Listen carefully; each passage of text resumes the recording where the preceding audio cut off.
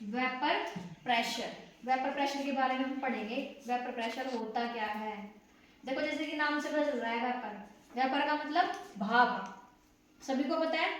Vapours का मतलब क्या होता है, भाप, और प्रेशर का मतलब दाब। यानी जब वेपर कोई प्रेशर डाल रही है, यानी भाप जब कोई क्या डाले, दबाव डाले किसी लिक्विड की सरफेस के ऊपर, उसे हम क्या कहते हैं, वेपर प्रेशर कहते हैं।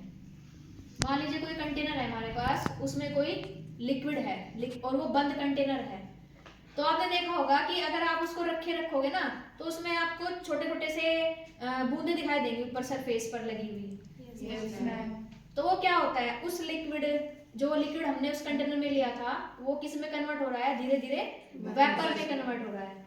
तो जो वेपर है उस लिक्विड की सरफेस पर एक क्या डालती है, प्रेशर डालती है, उसी को हम क्या कहते हैं, वेपर प्रेशर कहते हैं। तो इसकी हम डेफिनेशन लिखेंगे, व्हाट इज वेपर प्रेशर। ठीक है, देखिए वेपर प्रेशर की डेफिनेशन क्या हो जाएगी, partial pressure exerted by vapour और gas on the surface of liquid और solution which is volatile in nature at equilibrium condition। यानी कि हमारे पास कोई सॉल्यूशन है जो किस नेचर का है, वोलेटाइल नेचर का है। वोलेटाइल का मतलब जो भाप में कन्वर्ट हो सकता है, बात समझ में आ रही है, जो वेपर फॉर्म में क्या हो सकता है, जा सकता है। तो वोलेटाइल नेचर का है कोई लिक्विड, उसकी सरफेस के ऊपर क्या लग रहा है, पार्शियल प्रेशर लग रहा है। किसके थ्रू लग रहा है, वो वेपर के थ्रू और गैस के थ्रू। ये वेपर और गैस कहाँ से आई भाई, ये सॉल्यूशन से आई। कौन से सॉल्यूशन से आई, जो वोलेटाइल नेचर का था। बात समझ में आ रही है। हमने कोई लिक्विड लिया जो नेचर उसका कैसा है, वोलेटाइल नेचर का है, तो जो वोलेटाइल नेचर का है तो उसमें से क्या निकलेगी, वेपर से निकलेगी। बात समझ में आ रही है। वो वेपर क्या करती है, उस सॉल्यूशन की सरफेस के ऊपर क्या लगाती है, एक प्रेशर एक्सर्ट करती है, जिसे हम क्या कहते हैं, बोलो क्या कहेंगे, वेपर प्रेशर कहेंगे। बात समझ में आ रही है। देखो डायग्राम से समझेंगे। मान लीजिए हमारे पास ये कोई कंटेनर है और इसमें हमने ले लिया कोई भी वोलेटाइल सॉल्यूशन, ले लिया हमने कोई भी वोलेटाइल सॉल्यूशन ले लिया। ये सॉल्यूशन के यहाँ पर क्या है, पार्टिकल है, और ये एक बंद कंटेनर है। तो हम देखेंगे कि ये वोलेटाइल नेचर का है, तो इसमें से कुछ पार्टिकल जो है इसके कहाँ चले जाएंगे, ऊपर। बात समझ में आ रही, वोलेटाइल नेचर का है तो। और चूंकि ये बंद कंटेनर है, तो ये जो वेपर्स इसकी बनी है, ये इसकी लिक्विड की सरफेस के ऊपर एक क्या लगाती है, प्रेशर एक्सर्ट करती है, जिसको हम क्या कहते हैं, वेपर प्रेशर कहते हैं। कितने बच्चों को समझ में आई ये बात, सभी को समझ में आ गई। yes, ma'am. कोई भी लिक्विड है जो वोलेटाइल नेचर का है, उसमें से वेपर्स बनेगी। वो वेपर्स क्या करती है, लिक्विड की सरफेस के ऊपर क्या लगाती है, एक प्रेशर एक्सर्ट करती है, उसी को हम क्या कहते हैं, वेपर प्रेशर कहते हैं। आगे बात समझ में सभी बच्चों को। yes, अगर वेपर प्रेशर समझ में आ गया तो ये समझ लीजिए आपको ये यूनिट समझ में आ जाएगी। ठीक है, ये उतार लीजिए डेफिनेशन इसकी, उतार ली होगी आई थिंक आपने। yes, अब आगे चलते हैं कि कौन कौन से फैक्टर हैं जो वेपर प्रेशर को इफेक्ट करते हैं। ठीक है, तो नेक्स्ट हेडिंग डालेंगे, factor affecting on vapour pressure. Factor on which vapour pressure of a liquid depends. यानी कौन कौन से फैक्टर हैं जिनके ऊपर वेपर प्रेशर क्या होता है, डिपेंड करता है। सबसे पहला है हमारे पास टेम्परेचर, कि क्या होगा अगर हम टेम्परेचर को इंक्रीज कर दे या फिर डिक्रीज कर दे, तो वेपर प्रेशर के ऊपर क्या इफेक्ट पड़ेगा। तो देखो समझो, मान लीजिए ये हमारे पास कंटेनर है, इसमें कोई भी वोलेटाइल लिक्विड हमने ले लिया,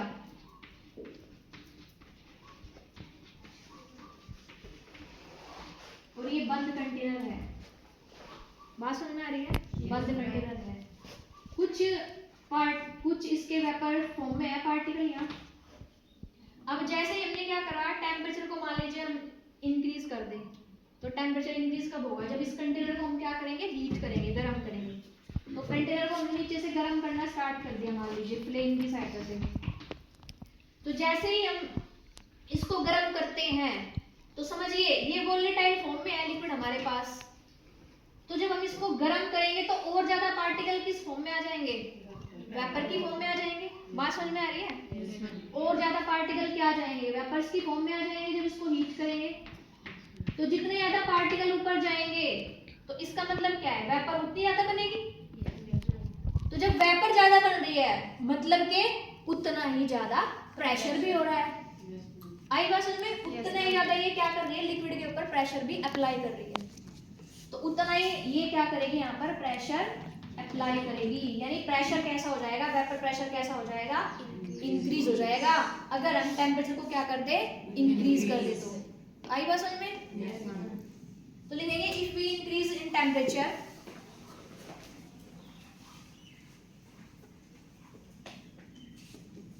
increase temperature, vapour pressure increase, vapour pressure increase.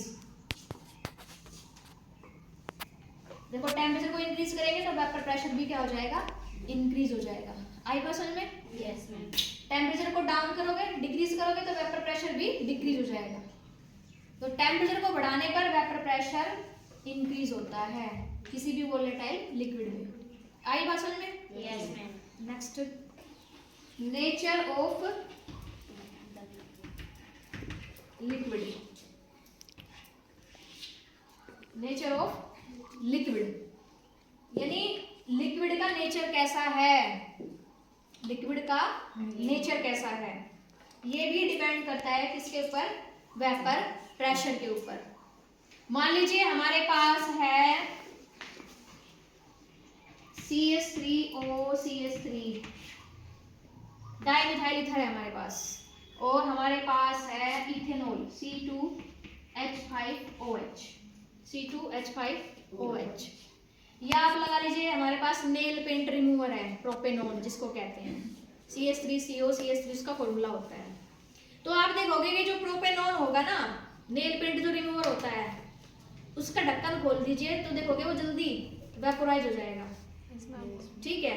लेकिन अगर आप वही C2H5OH की बात करें, इथाइल अल्कोहल की बात करें, तो वो जल्दी सी वेपर फेज में नहीं जाता है।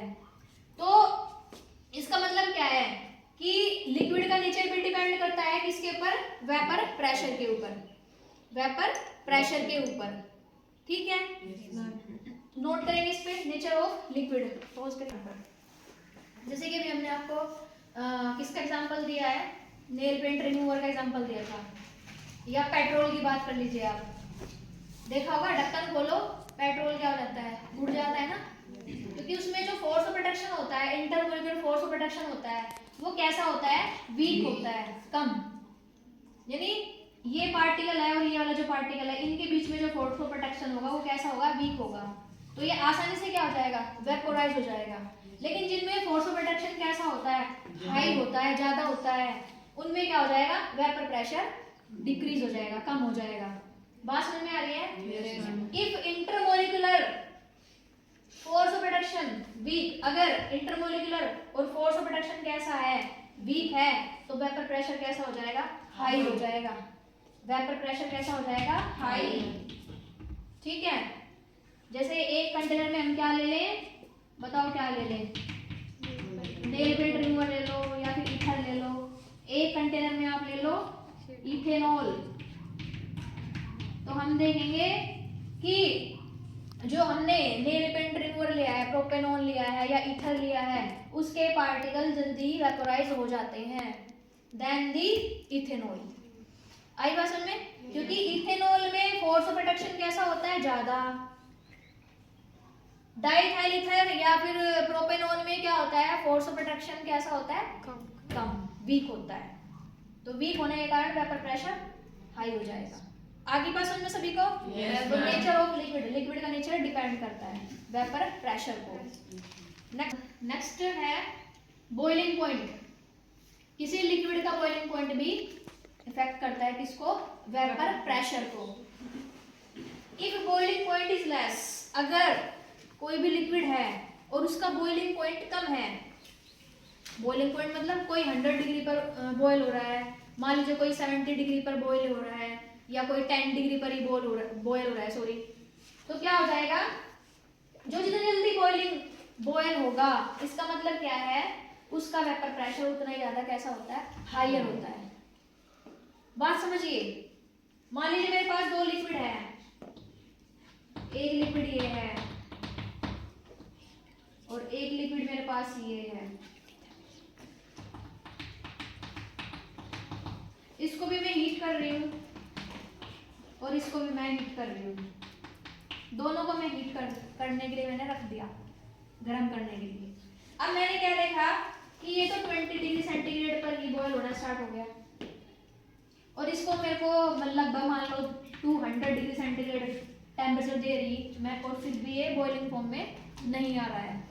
तो जब ये 20 डिग्री पर जा रहा है तो इसका मतलब क्या हो जाएगा, इसकी वेपर ज्यादा बनेगी। कोई चीज जब बॉयल होना स्टार्ट हो जाती है तो क्या हो जाती है, वो स्टार्ट वेपर फॉर्म में जाना शुरू कर देती है। तो जब ये वेपर फॉर्म में जाना स्टार्ट कर रही है, इसका मतलब क्या है, जितने ज्यादा वेपर्स बन रही है उतना ज्यादा प्रेशर ये डाल रही है लिक्विड के ऊपर। बट इसको मैं गर्म करने लग रही हूँ 200 तक पहुंचा दे, लेकिन ये बॉयल ही नहीं हो रहा, बॉयल ही नहीं हो रहा। तो जब तक ये बॉयल नहीं होगा तब क्या होगा, वेपर भी इसकी नहीं बनेगी उतना ज्यादा, फिर ये प्रेशर भी नहीं डाल पाएगा किसी लिक्विड के ऊपर। बात समझ में आ रही है? Yes, तो अगर if boiling point is less, अगर बॉइलिंग पॉइंट लेस है किसी भी लिक्विड का, तो वेपर प्रेशर क्या हो जाता है, उसका हाई हो जाता है। बात समझ में आई? Yes, ma'am. तो बॉइलिंग पॉइंट भी क्या करता है, इफेक्ट डालता है किसके ऊपर, वेपर प्रेशर के ऊपर। नेक्स्ट हेडिंग डालेंगे, ये समझ में आ गया होगा? Yes. यहाँ पर नेक्स्ट, प्योरिटी ऑफ लिक्विड, कि लिक्विड कितना प्योर है, कोई लिक्विड कितना प्योर है। कैसे? The pure liquid has always higher vapour pressure. अगर कोई लिक्विड है लेकिन वो प्योर फॉर्म में है, यानी कोई दूसरी चीज उसके अंदर मिक्स नहीं है, सिंपल सी बात यह है कि कोई चीज हमने उसके अंदर, दूसरा सॉल्यूशन उसके अंदर हमने नहीं मिलाया है, वो केवल अकेला है, प्योर फॉर्म में है, तो उसका वेपर प्रेशर कैसा होता है, ऑलवेज हायर होता है कंपेयर टू इट्स सॉल्यूशन की बजाय। देखो, एक तो प्योर लिक्विड है हमारे पास, कोई और चीज उसके अंदर मैंने मिक्स ही नहीं की, सिंगल है ओनली। एक ऐसा है कि उसके अंदर मैंने दूसरा कोई चीज उसके अंदर क्या कर दी, ऐड कर दी, मिक्स कर दी। तो जो प्योर सॉल्यूशन होगा, जो केवल अकेला है, उसका वेपर प्रेशर कैसा होता है, हमेशा ही हाई होता है as compare to its solution. कैसे, समझिए। मान लीजिए मेरे पास है पानी, ये मेरे पास पानी है प्योर फॉर्म में, आई बात समझ में? Yes, ma'am. एक कंटेनर में मैंने पानी ले लिया, वाटर ले लिया, दूसरे कंटेनर में मैंने क्या कर लिया, पानी ले लिया और ले लिया इथेनॉल भी इसके अंदर मिक्स कर दिया। बात समझ में आ रही? इथेनॉल भी मैंने इसके अंदर मिक्स कर लिया, शराब भी मिक्स करी और कुछ नहीं करा है मिल्क भी कर सकती थी, चलो मिल्क समझ लो, दूध ऐड कर दिया मैंने इसमें, ठीक है, या और कुछ भी, मतलब जो भी लिक्विड है आप डाल दीजिए इसके अंदर। तो अब देखो, यहाँ तो वाटर है ओनली सिंगल फॉर्म में, तो इसकी सरफेस पर क्या होंगे, ओनली इसी के क्या होंगे, यहाँ पर मॉलिक्यूल होंगे। ये प्योर है, प्योर फॉर्म में है ये, इसकी सरफेस पर ओनली इसी के मॉलिक्यूल होंगे जो वेपर फेज में जाएंगे। ये वेपर फेज में चले गए यहाँ। बट यहाँ देखिए, यहाँ मैंने दो चीजें आपस में मिक्स कर दी, दो सॉल्यूशन हो गए, सॉरी ये सॉल्यूशन है और इसके अंदर दो चीजें मिक्स कर दी मैंने, एक वाटर है दूसरा मिल्क लगा लो। तो अब इसके सरफेस के ऊपर दोनों तरह के पार्टिकल होंगे, बात समझ में आ रही? वाटर के भी और जो मैंने दूसरा डाला इसके अंदर लिक्विड उसके भी। तो यानी वेपर फेज में क्या होगा, ये तो ओनली ये वोलेटाइल लिक्विड है, नीचे वाला क्या है, वोलेटाइल लिक्विड। तो इसके मॉलिक्यूल कैसे बनेंगे, अब यहाँ पर इस सरफेस के ऊपर कम बनेंगे ना देन दी प्योर सॉल्यूशन। क्या मेरी बात समझ में आ रही है? Yes, ma'am. प्योर में तो ओनली इसी के रहेंगे जो वेपर प्रेशर ज्यादा डालेंगे, लेकिन यहाँ क्या हुआ, मिक्सअप हो गया ना, दो सॉल्यूशन के अंदर मिक्सअप हो गया ना, यहाँ पर दो लिक्विड का आपस में। तो इसकी सरफेस के ऊपर इसके भी लिक्विड रहेंगे और दूसरे सब्सटेंस उसके भी रहेंगे, जो हमने लिया है, दूसरा मिक्सचर लिया है या सॉल्यूशन लिया है, जो भी लिया है मतलब, तो दोनों क्या आ जाएंगे। तो इसलिए प्योरिटी भी अफेक्ट करती है किसको, वेपर प्रेशर को। समझ में बात आई? तो आई थिंक वेपर प्रेशर आपको समझ में आ गया होगा और इसके फैक्टर भी आपको समझ में आ गए होंगे कि क्या वेपर प्रेशर होता है, कैसे कैसे फैक्टर इसके ऊपर इफेक्ट डालते हैं। तो नेक्स्ट हमारा आएगा राउल्ट्स लॉ, बहुत इंपॉर्टेंट है, जो वेपर प्रेशर के ऊपर ही डिपेंडेंट होता है, राउल्ट्स लॉ। चलो